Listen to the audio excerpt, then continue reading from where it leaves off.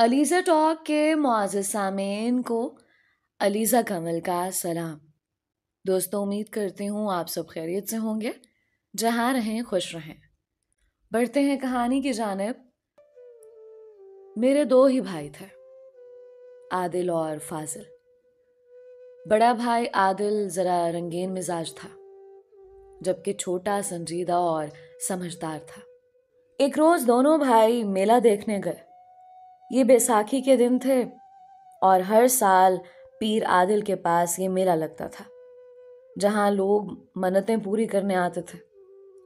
زہرا بھی اپنے گھر والوں کے ساتھ چڑھاوا چڑھانے آئی تھی۔ وہیں میلے میں عادل بھائی کی آنکھیں اس پری وش سے چار ہوئی تھیں۔ اسے دیکھا تو میرا بھائی میلہ بھول گیا۔ وہ بھی مبہوت ہو کر رہ گئی تھے، جیسے من کی مراد دونوں نے پا لی ہو۔ تبھی انہوں نے دعا کے لیے اٹھے ہوئے ہاتھ گرا لیے اور واپس گھر آ گئے۔ زہرا کا دمکتا چہرہ دیکھ کر میں بھی اس دن تو مبہوت رہ گئی تھی۔ وہ اتنی موہنی صورت تھی کہ اس کو دیکھ لینے کے بعد کسی اور کی آرزو کرنا بیکار تھا۔ اتنی سادہ اور خوبصورت کہ جی چاہتا کہ اس کی صورت کو ہی دیکھا کروں۔ تبھی تو عادل بھائی کی نظریں اس کے چہرے پر سے نہ ہٹتی تھیں۔ میں اپنے ویر کی حالت تاڑ گئی تھی۔ جانتی تھی کہ عادل کا مزاج ایسا ہی ہے، کوئی شے بھا جائے تو پھر اس کو حاصل کرنے کو دیوانہ ہو رہتا ہے۔ وہ کسی بات پر اڑ جاتا تو منانا مشکل، کوئی ارادہ کر لیتا تو روکنا محال۔ میں نے چاہا اس کو سمجھا لوں، مگر بڑا بھائی ہونے کے ناطے میں اس کے آگے زبان نہیں کھول سکتی تھی۔ زہرا کے باپ کا کھیت ہمارے کھیتوں کے ساتھ ساتھ تھا، بس ایک پتلی پگ ڈنڈی ہمارے اور ان کے کھیتوں کو جدا کرتی تھی۔ ہماری ذات الگ تھی، تبھی دوستانہ ہونے کے باوجود ہماری برادری میں رشتوں ناتوں کا سوال ہی پیدا نہیں ہوتا تھا۔ اس پر یہ کہ زہرا کی منگنی اپنے چچا زاد سے ہو چکی تھی۔ اب موت تو اس کو لے جا سکتی تھی، کوئی دوسرا شخص اس لڑکی کا ہاتھ نہیں تھام سکتا تھا۔ مگر بھائی اور زہرا ان باتوں سے بے پرواہ ایک دوسرے کی چاہت میں گم ہو چکے تھے۔ فاضل کو عادل کی بہت فکر تھی۔ وہ اپنے بھائی پر نظر رکھے ہوئے تھا، کیونکہ اس کو کسی ناگہانی سانحے سے بچانا چاہتا تھا۔ وہ جانتا تھا کہ رات کو جب سارا جہاں نیند میں ڈوب جاتا، زہرا اندھیرے میں کھیت پھلانگ کر ہمارے کھیتوں میں آ جاتے، اور ایک کنارے کھجوروں کے جھنڈ میں یہ دو بے قرار دل ساری دنیا سے چھپ کر چند گھڑیاں پیار کے ٹھنڈے سائے میں گزار لیتے ہیں۔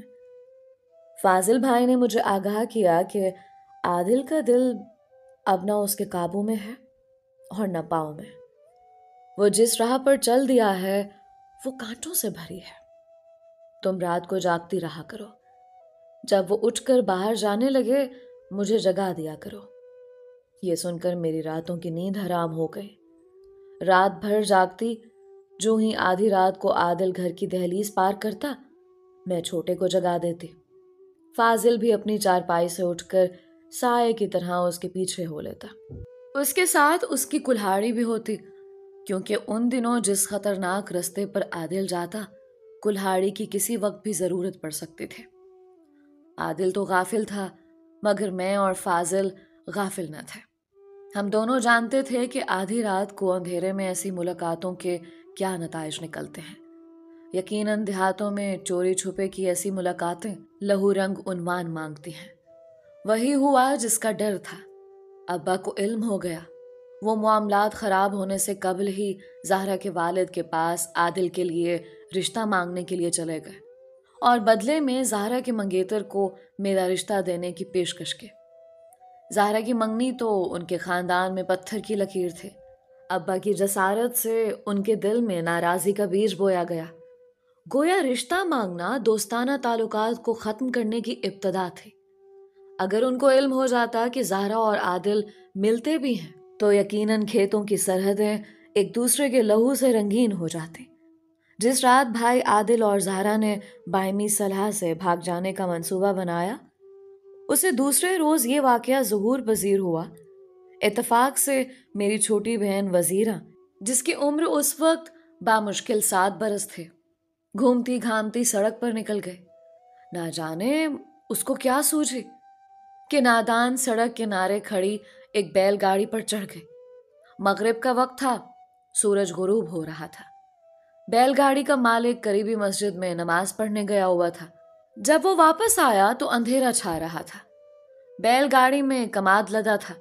بچی کو کماد کے گٹھڑے کے پاس ہی بیٹھے بیٹھے نیند آ گئے اور وہ وہاں ہی گاڑی میں گٹھڑی سے ہی لڑک گئے۔ یہ بیل گاڑی زہرا کے باپ کی تھی۔ نماز پڑھ کر واپس آ کر جب گاڑی پر بیٹھا تو بیلوں کو ہانکتا ہوا گھر آ گیا۔ اس نے پیچھے مڑ کر بھی نہ دیکھا کہ کماد کے گٹھے کے سائے میں ایک ذی روح کا اضافہ ہو چکا ہے۔ گھر پہنچ کر وہ گاڑی سے کماد اتار رہا تھا کہ نظر سوتی ہوئی بچی پر پڑے۔ اس نے لالٹین کی روشنی میں پہچان کر کہا کہ ارے یہ تو مٹھو چاچا کی بیٹی وزیرہ ہے، مگر یہ یہاں میری بیل گاڑی میں کیسے آ گئی؟ اس نے بیوی کو اطلاع دے۔ وہ بولی اب تو رات ہو گئی ہے، بچی کو یہیں سلا دیتے ہیں، صبح اس کو پہنچا دینا۔ ٹھیک ہے، مگر اکبر کو اس کے گھر بھیج کر اطلاع کروا دو کہ بچی ہمارے پاس ہے، ورنہ لڑکی کے گھر والے تو پریشان ہو جائیں گے۔ ہاں یہ مناسب ہے، ورنہ وہ لوگ اس کو ڈھونڈنے نکل پڑیں گے۔ ماں نے اکبر کو آواز دی۔ وہ بولا ماں اس وقت پیدل تو نہ جاؤں گا، بھائی کی سائیکل دو تو چلا جاتا ہوں۔ ماں نے کہا لے جاؤ سائیکل، وہ کون سا منع کرے گا؟ اس کا بھائی گھر پر موجود نہ تھا۔ اکبر نے اس کی سائیکل نکالی اور ہمارے گھر کی راہ لی، لیکن کچھ راستہ طے کرنے کے بعد اس کی سائیکل پنکچر ہو گئی۔ وہ بد دل ہو گیا کیونکہ اس کو ہماری طرف کے کتوں سے ڈر لگتا تھا۔ اس نے آگے کا راستہ طے کیے بغیر لوٹ جانے کی ٹھانی، مگر والدین کو یہی بتایا کہ اطلاع کر آیا ہوں تاکہ یہ سر نہ کھائیں، اور خاموشی سے اپنی چارپائی پر لیٹ گیا۔ اس کی عمر بھی 16 برس تھی اور اتنی سمجھ بوجھ نہ تھی کہ واقعے کی اہمیت کا اندازہ کر سکتا۔ سوچا کہ صبح ان لوگوں کو بتا دیں گے۔ ایک رات بچی اگر ادھر سو جائے گی تو کون سی آفت آ جائے گی۔ اس رات جب زہرا بھائی سے ملنے آئی تو ان کے فرار ہونے کا منصوبہ پکا تھا۔ زہرا نے کہا کہ کل کا انتظار کیوں، آج ہی بھاگ چلتے ہیں، کیونکہ تمہاری بہن غلطی سے ابا کی بیل گاڑی پر چڑھ بیٹھی تھی اور اب وہ ہمارے گھر ہے، کل تک واپس تمہارے یہاں پہنچ جائے گی۔ آج ہی سب طرف شور مچوا دو کہ زہرا کے بھائیوں نے ہماری بہن وزیرہ کو دشمنی کی وجہ سے اغوا کر لیا ہے، اس سبب حساب برابر کرنے کو ہم نے بھی ان کی لڑکی اٹھائی ہے۔ یہ بات بھی پھیلا دینا کہ تمہارے باپ نے تمہارے لیے میرا ہاتھ میرے باپ سے مانگا تھا، اور اس بات کو انہوں نے بے عزتی خیال کیا تھا کیونکہ میری منگنی ہو چکی تھی۔ یہ جان کر بھی وہ کیوں رشتہ طلب کرنے کو آئے، جبکہ گاؤں میں یہ ایک معیوب بات سمجھی جاتی ہے۔ یہ ایک عورت کا دیا ہوا مشورہ تھا، اور دیہات والوں کا کہنا تھا کہ مردوں کو عورتوں کے مشورے نہ ماننے چاہیے کیونکہ وہ کم عقل ہوتی ہیں۔ مگر میرے بھائی کی عقل پر تو زہرا کی محبت پردہ بن کر چھا چکی تھی۔ وہ سوچنے اور سمجھنے کی صلاحیت کھو بیٹھا تھا تو گویا اندھا تھا۔ زہرا اس کی دید بن چکی تھی۔ وہ بہرا تھا کہ زہرا ہی اس کی سماعت تھی۔ اس نے زہرا کی بات مان لی اور اپنی معصوم بہن کے بارے یہ بھی نہ سوچا کہ اس کا کیا بنے گا اگر زہرا کے باپ نے انتقاماً وزیرہ کو نہ لوٹایا۔ ماں تو جیتے جی مر جائے گی۔ فاضل نے آ کر بتایا کہ زہرا اور عادل اب ہماری دنیا سے دور نکل گئے ہیں۔ وہ گاؤں پار کر کے کسی دوست کے گاؤں چلے گئے ہیں۔ جس نے یہ خبر فاضل کو دی اس نے گاؤں کا نام نہیں بتایا کہ جدھر وہ گئے تھے، اس لیے وہ ان کے تعاقب میں نہیں جا سکا۔ صبح یہ بات ہر طرف پھیل گئی کہ دونوں فریقین نے ایک دوسرے کی لڑکیاں اغوا کر لی ہیں۔ کچھ سوچ بچار اور صلاح مشورے کے بعد میرا باپ زہرا کے باپ کے پاس گیا اور کہا کہ اپنی لڑکی کے بدلے تم ایک نہیں بلکہ اپنے دونوں لڑکوں کے لیے میری دونوں بیٹیاں لے لو، مگر دشمنی ختم کر دو۔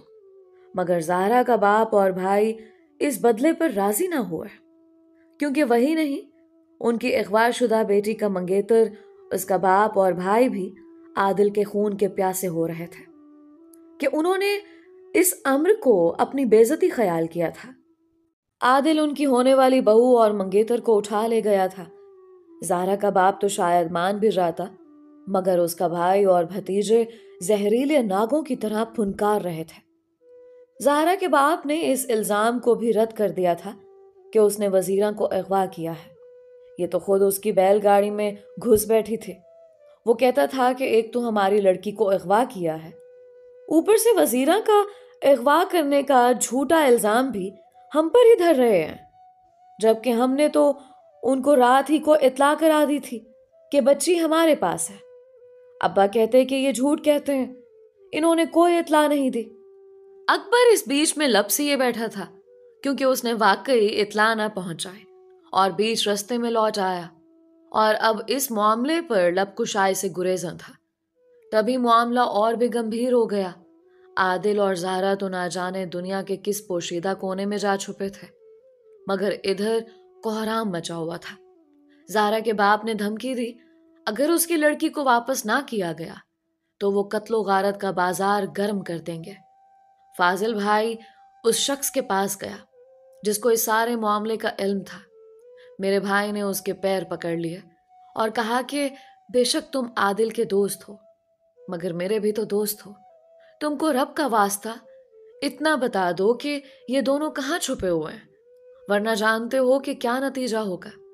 دونوں طرف کے مرد مریں گے، خون خرابہ ہوا تو پھر اس کی حد نہ رہے گی۔ اس نے بھائی کو بتا دیا کہ وہ لوگ کہاں چھپے ہیں۔ فاضل بھائی وہاں گیا، عادل اور زہرا کی منت کی کہ واپس چلو تاکہ مسئلہ صلح صفائی سے حل ہو، ورنہ وہاں کلہاڑیاں چل پڑیں گی اور معصوم وزیرہ بھی واپس نہ کی جائے گی۔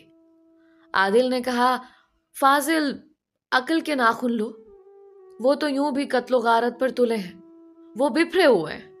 جو مرنے مارنے پر تلے ہوں تو ہم ان زخمی شیروں کے کچھار میں کیوں جائیں؟ میں ان کو جانتا ہوں کہ اب خون خرابہ ہی ہوگا۔ یہ زہرا کو بھی واپس لے جائیں گے اور ہماری بہن کو بھی نہیں لوٹائیں گے۔ منت سماجت سے کوئی بات نہ بنی اور فاضل مایوس لوٹ آیا۔ ابا نے پولیس انسپکٹر سے رابطہ کیا کہ ہماری کم سن بچی انہوں نے اغوا کی ہے اور اب ہماری جانوں کے در پہ ہے، جبکہ ان کی لڑکی بالغ ہے اور اپنی مرضی اور خوشی سے ہمارے لڑکے کے ساتھ گھر سے گئی ہے۔ ان کو برآمد کر کے لڑکی کا بیان لیا جائے تاکہ ہماری کمسن بچی ہم کو واپس مل جائے۔ پولیس حرکت میں آ گئی۔ زہرا کو برآمد کر کے عدالت میں پیش کیا گیا۔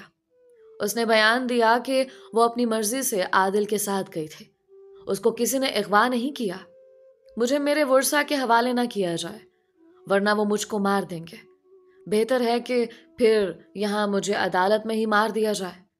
ہم شادی کی نیت سے گھر سے نکلے تھے اور اب ہم نے نکاح بھی پڑھوایا ہے۔ عادل میرا شوہر ہے اور میں اس کی بیوی ہوں، سو ہمیں ساتھ رہ کر زندگی گزارنے کی اجازت دی جائے اور تحفظ بھی دیا جائے۔ نکاح نامہ دیکھنے کے بعد عدالت نے ان کو ساتھ رہنے کی اجازت دے دی۔ وہ میرے والد اور فاضل بھائی کے ہمراہ عدالت سے نکلے اور گھر کی طرف چلے، مگر راستے میں ہی زہرا اور اس کے منگیتر کے بھائیوں نے ان کو آن لیا۔ یہ 3 لوگ تھے، تینوں میں سے ایک یعنی زہرا تو مقابلہ نہ کر سکتی تھی، گویا 2 کے مقابلے میں اس طرف سے 5 مرد تھے۔ انہوں نے ان کو گھیرے میں لے لیا اور عادل سے کہا سیدھی طرح لڑکی ہمیں واپس کر دو، تم گھر لے جا کر بھی اس کو مار دو گے، مجھے یہی مار دو، میں تمہارے ساتھ نہیں جاؤں گی۔ اس پر اس کے دونوں بھائی آگے بڑھے اور زبردستی اس کو لے جانا چاہا۔ وہ عادل سے یوں لپٹ گئی کہ جدا کرنا مشکل ہو گیا۔ تب غضبناک ہو کر اس کے بھائی اور منگیتر کے بھائی مل کر ان پر ٹوٹ پڑے اور کلہاڑیوں کے وار سے ان دونوں کو ٹھنڈا کر دیا۔ فاضل کو مردہ جان کر وہ چھوڑ گئے جبکہ وہ بے ہوش پڑا تھا۔ زہرا کے بھائیوں اور دیگر اس کا ساتھ دینے والوں کو عمر قید ہو گئی، مگر اس قصے میں سب سے بڑا المیہ یہ ہے کہ انہوں نے میری بہن وزیرہ کو نہ لوٹایا۔ ابا نے بھی آئندہ کی دشمنی اور خون خرابے سے بچنے کو چپ ساتھ لے۔ یوں 6 سالہ معصوم کا نکاح انہوں نے بعد میں زہرا کی اسی 40 साल कातिल भाई से कर दिया, जिसने मेरे वीर आदिल और अपनी बहन ज़ाहरा का काम तमाम किया था। वज़ीरा अब भी उसी कातिल की बीवी है और बाप दुश्मनी ख़त्म करने को जब तक जिया खामोश रहा। इस मोहब्बत के खूनी खेल में सबसे बड़ी सज़ा वज़ीरा को मिली, जो इस दास्तान में सबसे ज़्यादा मासूम और बेकसूर थे। सच है कि खेतों में अगर सब्ज पत्ते और सुर्ख फूल हों तो दास्तानें लहू रंग होती है। दोस्तों, ये थी मासूम वज़ीरा की कहानी, जो बेकसूर अब तक सज़ा काट रही है। उम्मीद करती हूँ इस कहानी से आपने काफ़ी कुछ सीखा होगा और खुदा से दुआ है कि ऐसा वक्त कभी किसी लड़की पर ना लाए। आप सबके प्यार और सपोर्ट का बेहद शुक्रिया। हमें कहानी से मुतालिक अपनी राय ज़रूर दिया करें। आज का स्पेशल थैंक्स मिस्टर रज़ा मेमन का, जिनका ताल्लुक़ पाकिस्तान से है, और मिस्टर समीर खान का, जिनका ताल्लुक़ दिल्ली, इंडिया से है। अगर आपने अभी तक हमारे चैनल को सब्सक्राइब नहीं किया तो अभी सब्सक्राइब कर लें। मिलते हैं एक और नई और मुनफरिद कहानी के साथ। अलीज़ा कंवल को इजाज़त दीजिए। अपना और अपनों का बहुत ख्याल रखें। खुदा हाफिज़।